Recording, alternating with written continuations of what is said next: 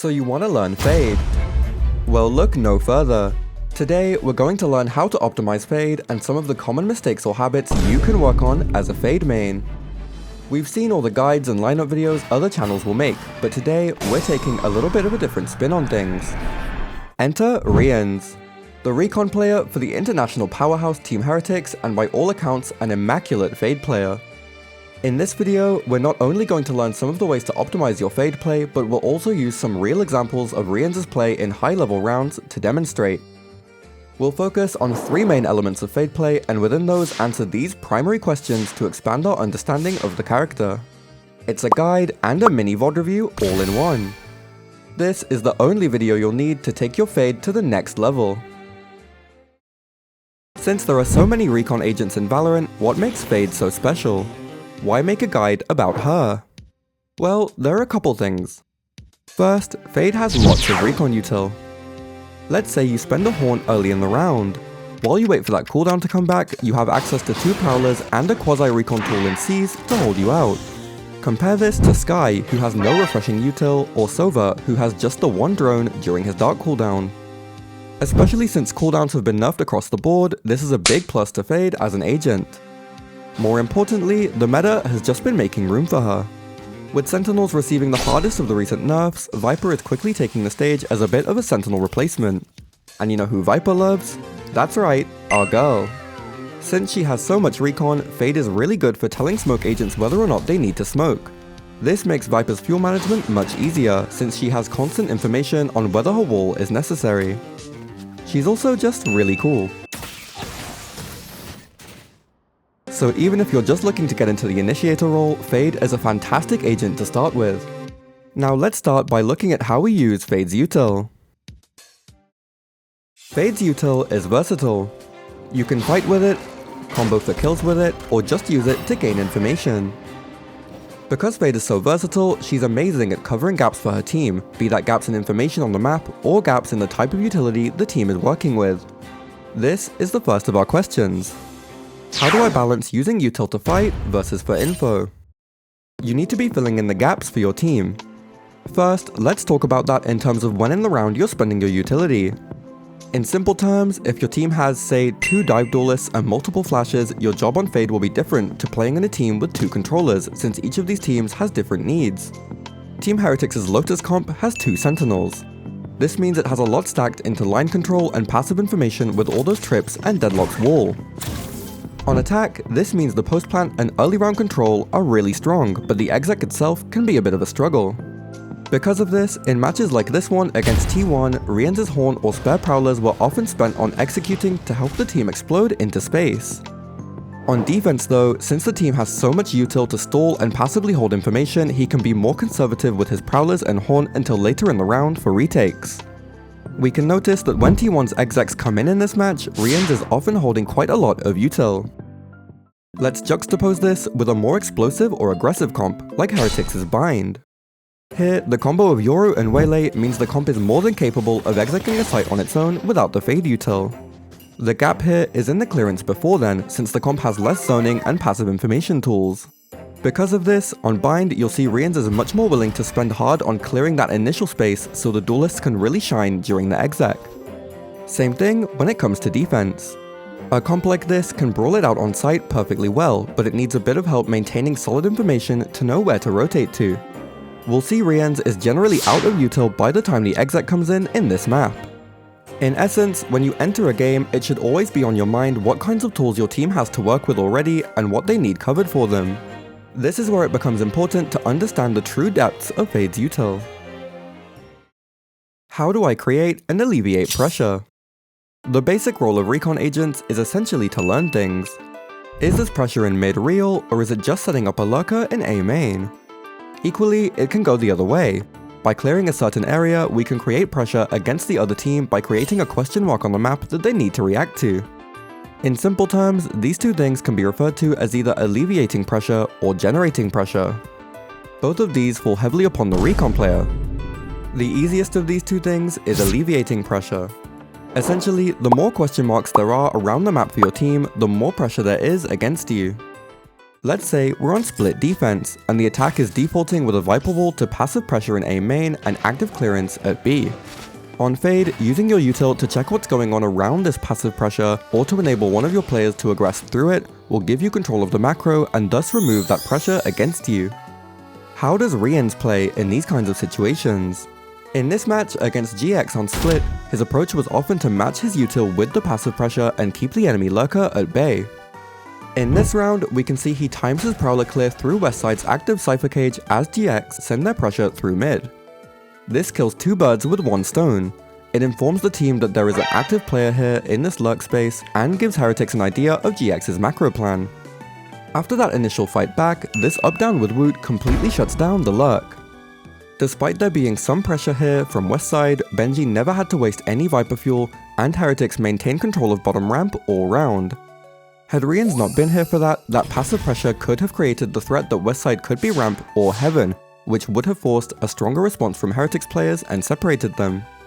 Notice how after taking down Westside, RieNs doesn't just rotate off, but reclears A main and takes over this deep angle. This allows Woot to rotate so the team can stack the other side of the map. Spaces like this are great for Fade to cover, by the way. Take Sunset's A site as another example. If the attack controls this fork, the defense now has to worry about both of these pathings. As a Fade, you can just cut that out entirely by using well-timed Util and potentially pushing a player onto this deep line, which allows the team to rotate away from A until that player is pushed off. The VCT team DRX based their Sunset defense heavily on this idea by using Recon Util and a deep one-way to set Flashback up nice and cozy. But anyway, back to Team Heretics. What about when the attack does want your site? If the hit comes in, Fade's Prowlers and Cs are great for stalling smoke exits and separating fights. And if that hit doesn't come in, that's what you have Recon Util for. Noise cuts and rotations aren't a problem as Fade, since you can always prowl back into that space and clear the question mark created by your opponent pressuring that initially, so your team can always stay ahead of the rotations. A big advantage to Fade over Sova or Skye in these kinds of situations is her stall potential. Fade can often be left to hold onto space alone because her Prowler, Cs, and ult are good for escaping dangerous situations. To use a Heretics example, let's look at Bind. Since Bind has 4 lanes, it's common for the defense to be spread quite thin to cover everything at round start, and RieNs often finds himself in hookah. As a Fade, if you spot an attacker on this angle, you have the option of throwing a Prowler or Cs if you think they might try to rush you, which forces them to slow down. All a Sova can do is throw a Shock, which has no stopping power. This means on Fade, you can be a little more self-sufficient and confident holding deeper lines long into the round to control pressure on the map. If you're able to answer the questions the enemy forces on you as efficiently as possible on Fade, the information you give your team will be invaluable. By the way, whenever you're looking to rotate to the other side on defense, it's often good just to throw a little something to check for lurkers before you leave. We call this confirming your rotation, and it prevents you from leaving any gaps open for lurkers to capitalize on when you leave. Alleviating pressure is important on attack too, even though it's a less reactive side of the game. If the defense uses deep setup util of their own to threaten a push from one of their duelists or a deep line with an operator, Fade is just the gal to reclear there and force the defense to behave. What about generating pressure? Fade's util, especially the Prowler, is fantastic for forcing your opponent to give up space and generating question marks of your own to force them to react to. This can be as simple as Prowler clearing space in an attack round. If it's held by only one player, their crosshair will be displaced by the Prowler, enabling the team to swing in and take that space. Sova Drone can't do this, because since all it does is tag, on its own it isn't coercive enough to displace a crosshair. Simply by clearing this kind of early space, you've generated a question mark for the defense to react to. On attack, we can have different approaches to generating pressure against the defense. In this Corrode round, watch how RieNs pressures around the map and MIBR relax their hold until they have no solid information where the hit is. At round start, he uses a Prowler to clear A main. Heretics combo this with a smoke here. This both prevents an MIBR player from challenging Heretics' movement into this space and stops them from watching this cross, both of which generate extra pressure. He then proceeds to combo his second Prowler with Benji's wall and Boo's smoke to threaten positions around mid. Look at MIBR now. They've given up a lot of that space, and as Heretics rotate into B, the site is weak enough to hit. Like we were saying before as well, look at RieNs' util. he's still holding his Seize and Haunt to help the team exec, since this is a control-oriented comp with less execing power. Still lost the round though. Approaches like this are strong when you're confident in your lurking players to find gaps you create by pressuring the enemy's rotations, or in rounds where you intend on hitting the site normally through the main choke and just want to move some rotations around first. It's also good when both sides have a solid buy, because there's no risk of giving up a gun if the defense find a pick on their eco. In the very same map, Heretics chose a different approach in this round. Here, they send their main force hard through mid for an A split while Woot crunches main. Look at how RieNs spends his util here. Down to the classic, ready back up to behind the box here at yard. Clone and Prowler, everything just being sent. Snake fight gonna... Once Genum's gone down, let's look at the map state. Heretics have taken control of this forking area in front A and forced MIBR to only play reactive positions at site level. This is a massive amount of pressure, much more than in the last round we saw, and look at what it's done to MIBR's rotations. Since Heretics own all of this, they can easily exec at any time, so MIBR have to respect it and rotate. As the round continues, Heretics actually choose to rotate away. But RieNs doesn't have any util. This is the magic of deeper pressure like this. When you force the enemy to respect the space you've taken, they have to react, so the map opens up. With A practically open, it's an easy plant for the win in this round. What's important with these kinds of rounds though is to remove the defense's important lines of sight into their space in main, because if you can be standing here, you can exec anytime you want, which is very scary for the defense. You can also set up solid lurks in this way. In our round just now, MIBR managed to get a clean lurk off by waiting until the team was planting and he heard MIBR rotating. Now, let's move on to looking at positioning. When should I group up or play alone? The biggest question for any recon player is when you should be playing alone versus grouping up with the team. Since Fade can easily fill in multiple different roles in terms of rotations and util expenditure, it can sometimes feel confusing or complex to know what exactly your role is. Let's start with defense. It's common on defense to be in charge of monitoring important space more or less alone. The deeper the info you're holding, the more important it is to know when to peel away and play with your team. There are two important things to think about when it comes to your positioning around a site you're holding. First is how fast and heavily the attack is committing, and second is the availability of rotators to make it to the right site. Let's use some examples from Heretics' Bind. On Bind, RieNs tends to default around Hookah on defense, which makes this space his territory. As we can see here, his primary approach is to prowl on timing with PRX's pressure elsewhere on the map. As PRX move towards A, RieNs prowls to give MIBR the go-ahead to rotate. As RieNs rotates away, he throws a Haunt just to make sure the rotation's good, and he makes it to A in good time to stop the hit. Nice and simple. What about when there's pressure around B though? In this round, PRX pressure long B with some hard clear and break RieNs' recon util outside Hookah. It's common for a lot of Fade players to either leave and play fullback site for Hookah in this situation, or play off to set up for the retake, since there's double pressure for the hit. Let's now think back to our criteria. How fast are the attacks scaling? Short answer, very fast. They've committed lots of util to take full long B and broke RieNs' util from close when he threw it. And how available are rotators? Boo is already rotating by the time RieNs has left Hookah, and worst case, Woot has a TP to make it too. Benji also has a molly to stall, which creates more time for that rotation to come in. These factors lead to RieNs choosing to assist Benji with long B while Boo can cover Hookah with the smoke and his supported flood pathing. Just this positioning decision alone allowed Heretics to form a clean anchor formation on B and enable RieNs to re-clear long when PRX cut noise so they could rotate back to A in decent time. With less rotator presence, it may have been safer for both Benji and RieNs to back off and play stall instead of hard contact to make time for those rotations. Sometimes on Fade, we have to play rotator instead of just monitoring one line until the hit comes in. When we're leaving a site in someone else's care, we need to make sure we don't rotate too fast or too slow. Our goal should always be to arrive as the hit comes in where possible. The best way to optimize this is by feigning our rotation before actually committing to it. Let's say we're on Haven B and the attack has pressured around A so a hit could come in. We have two players on already. As the first rotator, we can cut down the rotation time by playing around A-Link but only committing to the rotation when the hit comes in, or some important util gets spent on either side. At that point, we might throw an eye into mid to confirm and get moving to show up on time. It's also common to become a fast rotator if we spend Util early to set a teammate up on a deep line. Maybe we spend an early haunt to get our op player comfy here. Once that's done, we're not really needed here anymore unless there's instant pressure, so it's common as Fade to end up leaning towards the other site and responding to pressure with clearance or rotation as usual. What about when our Util to confirm our rotation tags?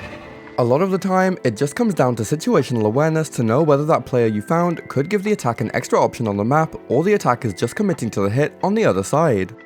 Let's look at a round where RieNs is in this situation. In this round, as the C hit starts moving, RieNs uses a Prowler to check B main before rotating. He finds Meteor. His response is to play close to C link, then rotate towards C as the fighting starts. That's not all though. As Heretics commit ults and take firm control of backside, he turns back to prowl onto site and make sure that Meteor hasn't moved to give T1 any extra options. This sets Boo up to hold on to B and allows the team to hard commit on C and close out. What about attack? In general, it's a lot about setting up the team to clear into space where you expect there to be resistance. A lot of the time in ranked, you'll find yourself attacking with the team as part of the exec, since that allows you to clear space with them first and to assist in the exec however necessary. When it comes to rounds where we're creating low level pressure and then rotating into a hit though, we can also late clear space that supports the team during the exec itself. By way of example, we can use another of Heretics' bind rounds. At the start of this round, we can see a clear plan. RieNs uses Haunt to scout Bath and then rotates around to B while the rest of the team slow clears Hookah. On his rotation, RieNs pushes something off and the team enters Hookah. Look how this exec plays out. The team only smoke and enter the front site and crunch something using RieNs' Prowler and C's to pressure him while Woot and Benji wrap. You can create this kind of pressure in situations where the bulk of the team is moving through one choke and you want to set up a split instead of rotating straight into them. What is my job in the late round? The main part of a round we've yet to cover is the late round, so the post plant or the retake. On attack, by the time the post plant rolls in, you're unlikely to have much util.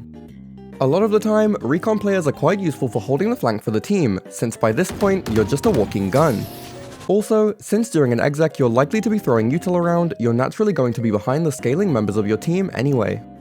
In particular, the option of late flanking to surprise the defense while your team stalls the site is a common one for recon players for this reason. In rounds with low numbers or where the defense is mass flanking, you might want to play more aggressive positions. Any remaining util can be used to scout the rate of the defense's scaling into their retake, just like we do on defense. That aside, Fade can play a post plant like any other agent. Her util can be good to throw on bomb tap, and she can trade out and set up crossfires just like anyone else. As for defense, the retake is of course a core skill for Fade. Through this video, I've emphasized trying to set up floods because we're in a meta where the retake is quite difficult right now, but sometimes it just has to be done. This is definitely where all those lineups and util setups you've come across online can be handy, but there's a very important thing that comes before we actually perform our retakes. We need to set them up. Let's say we're on split and we have a player holding heaven waiting for rotations to retake, but our CT player has died. As a Fade, you could spend a Prowler on the exit out of heaven to bolster that strong side, or on clearing CT to make sure the attack are all site level and there's no risk of being flanked. I would argue in almost all situations the latter is the stronger option. By forcing the attack's post plant into honest site level positions, you make pathing out of the stronger side easier for the bulk of the retake. In our split example, it can be strong to clear CT and then regroup with the team for the heaven exit anyway. The attacks still have to respect the CT space since you've cleared it, and could therefore swing from there at any time. In this Lotus round, Heretics have to play full retake on C. While Miniboo and Benji clear CT, we can see RieNs uses his Prowler to clear the question mark inside this smoke. The pressure of that Prowler actually forces DH away from his aggressive position, giving Heretics more space to work with. We can also use these kinds of options aggressively to take back space from the attack. Take this split round for instance. We can see Heretics are stacked heaven as the hit comes in, so site is open to hit. Since Boo's coming to cover spawn, RieNs uses his Prowler to hard fight into ramp with his duelists while GX's bodies are committed to site. GX don't have the means to trade them out, so have to give it all up, and all of a sudden GX are facing a retake on 3 fronts. It's the timing of this Prowler that makes all the difference. RieNs clears as GX are hitting, so capitalizes on the fact that they haven't been able to reset back and bolster their flank for the post plant. By the time the spike's gone down, they're forced to just accept that ramp is Heretics territory. If you're going to take anything from this section, let it be that Prowler is broken as all hell. Now, let's talk about Synergies. Given the versatility of Fade's kit, it's no surprise that she can synergize well with lots of different types of agents and utility. This is where your duos come in. For this video, we're going to separate these synergies into control and combat synergies, starting first with control. How can I synergize with control-based agents? Fade can gain a lot by comboing with Util that emphasizes control. This mainly concerns zoning, passive information, and smoke Util. We've already seen that this can be done using clearance Util and a smoke to stop enemies from challenging back clear. This can also of course be done on defense. By using deep smokes combined with scanning Util, we can force the attack to spend Util to clear and generate pressure of sitting in new positions. Sentinel Util can also be helpful. On attack, we can either use Sentinel utility to cover the space we aren't looking to clear, or we can use it to enable deeper holds of space. Take for instance, this Lotus round. In the mid round, look at Heretics' main B clear. They use a smoke to enable RieNs' Prowler to clear the tuck positions here and threaten this cross, just like we saw on Corrode. But they also cap it off with one of Benji's trips in the smoke to prevent fights through. This is the crux of how compositions with multiple sentinels or lots of agents based on stall will want to move around the map. Certain agents will naturally be stronger at this than others. Viper also works very well with this kind of clear if you're willing to spend her wall or orb for that pressure. Because she can put the orb up and down at will, she can choose when to hold it and when to try and aggress through it. That's exactly what got Woot this pick on Corrode. Control-based Util is also very useful to Fade on defense. We noted earlier that Fade has some degree of stopping power to enable her retreats when pressured, but even then, she's often susceptible to Util dumps or multiple player rushes. Control Util is often the difference maker in maintaining her positions in these cases. An Astra Star or Viper Orb that can come up quickly if Fade's in danger is huge for survivability. It also goes the other way. Fade can confirm whether that Util needs to be activated by using her Util for reclear. Senti utility can generate passive information for Fade to abuse as well. In this Lotus round, after setting Woot up with deep info in main A, RieNs moves towards B. Since T1 pressures C, the team lean that side and leave RieNs with Benji's wall to hold. The stopping power of the wall means RieNs can just play off angles and reposition if it's broken, and that extra stall can bring rotations in. As such, if a hit comes in C, or if Woot gets pushed at A, those prowlers RieNs are saving thanks to the wall can come into play. As things happen, Benji's wall goes down passively and RieNs clears B to scout, then flanks T1's exit after Woot is pushed off for the round. This all comes back to the idea we discussed at the start of this video. More control Util means we can hold out our resources for skirmishes and later round interactions. How can agent synergies be used for combat?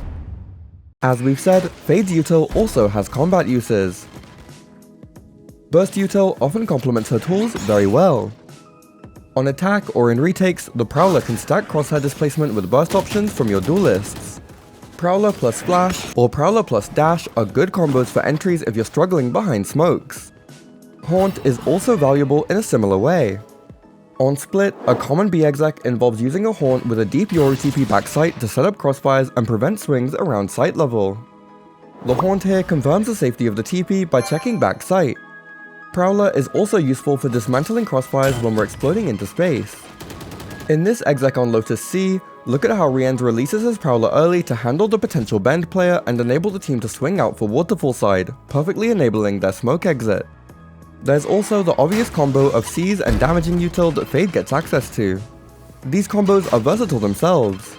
They're good for Util dumps on players found out of position, taxing smoke exits on the enemy's exec, or stalling spike plants.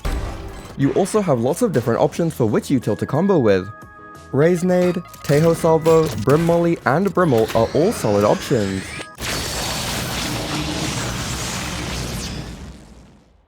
The Seize is also generally strong during clearance, or for enabling burst options, since it locks players into the space they're in and removes their sound. You could just as easily combo a Seize with Yoru's TP on Split to a similar effect. Finally, there are some bigger combos involving Fade's ult that can be incredibly useful. Fade's ult muffles audio for anyone tagged. As such, it combines very well with abilities whose main weakness is their audio cues. Yoru can easily surprise people tagged by the ult with his TP or ult exit for a quick pick. Yoru ult is also a strong combo because during the ult he can confirm where Fade needs to ult in the first place. Omen ult is also a great combo. In this round, RieNs and Boo use this combo in a retake to win out a 2v4. Actually, player advantage towards GIANTX, this could be the one. I mean, RieNs is just about everyone else and the TP coming in, they don't know about it, they can't hear it, Boo! Surprise! He's right behind you! The important thing with all of these combos is to treat them situationally. The more familiar you are with the options available to you on Fade, the easier it will be to dip into the most optimal choice in certain moments. With that, we've reached the end of the video. My hope is that this video has increased your awareness of the kinds of options available to you on Fade. All of the matches used as examples in this video are linked in the description below, so feel free to watch them yourselves to get a better look at things. Thank you as always for watching, and I hope you have a lovely day.